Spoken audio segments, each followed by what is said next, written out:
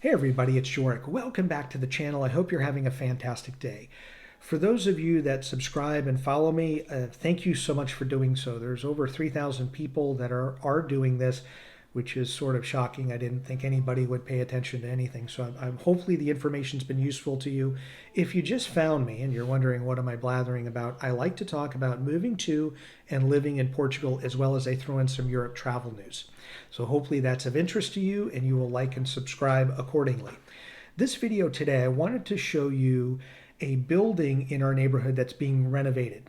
And just to give you some ideas and maybe get the juices flowing for those of you that are looking at Portugal, Lisbon specifically, and are thinking, well, it's too high, the real estate and the rental market and the prices keep going up. And truthfully, they are. But most of that is for brand new or newly renovated properties. I think the sky's the limit, and there's a great deal of opportunity for renovation projects, either apartments or buildings. If you're coming to Lisbon, especially in 2022, and this will be going on for probably years, there are more construction cranes than ever in the downtown area, the major city center, places being rehabilitated, older structures as well as new ones being added. And I can tell you, as you're looking at this property here, I wanted to show this to you because oftentimes there's scaffolding and there's kind of covers on the facade of the building so you don't actually get to see inside. So here, even though I'm short, I wanted to show you as best I could some of the inside of this structure. And what's unique here in Portugal, and I think is really cool, is I don't know what the law or the regulations are, and I hope somebody that's Portuguese that follows this could comment on it. But they try to keep the facade, the outer walls of the structure intact. They'll redo the entryways, so the doors and windows, and put updated ones in place. But I think unless there's some structural integrity issues with the facade, they'll keep that in place. But everything inside will be gutted. And as you can see here, they get rid of the floors as well. They really, everything except the external wall. You can see some of the tiles and some of the paint of what's left from the apartment spaces that were formerly in this space. But they'll start from scratch inside and build up from in there. So I thought it was cool to see because you don't see this often here where, again, everything's already covered up and you don't know what's happening. But I wanted you to be able to see that because I think it's very cool.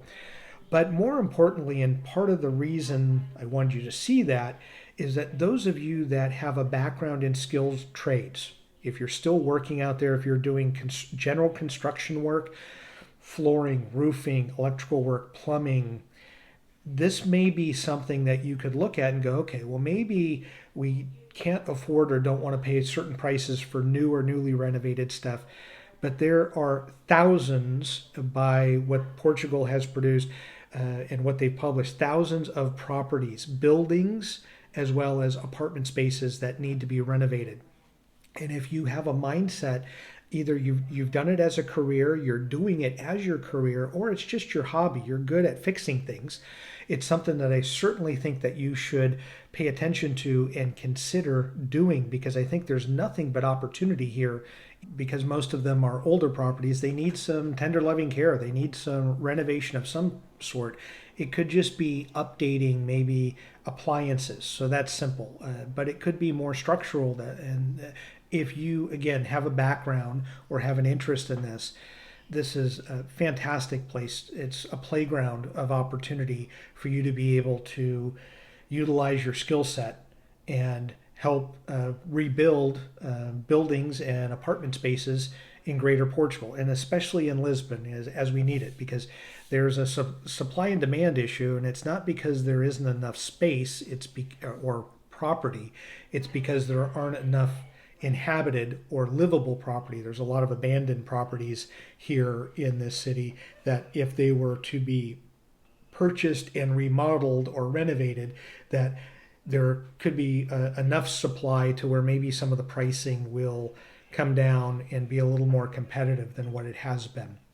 But I wanted you to see this, and I wanted you to think about it. If you're a handy person, this is a great place to be able to apply your trade, either again as a current profession or retired from profession, or as a hobby for you to be able to, keep busy and keep working and help rebuild the city to some degree. So as always, thank you so much for taking the time to watch the video and enjoy your travels.